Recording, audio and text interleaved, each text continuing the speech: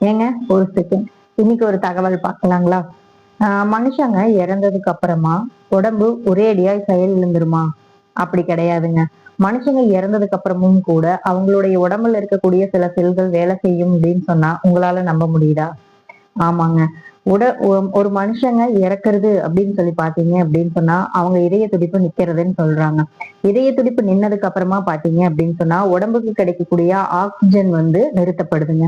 இந்த ஆக்ஸிஜன் நிறுத்தப்படுறதுனால, எல்லா செல்களுமே ஒரே நிமிஷத்துல நின்றுமா அப்படின்னு சொன்னா, அது கிடையாதுங்க.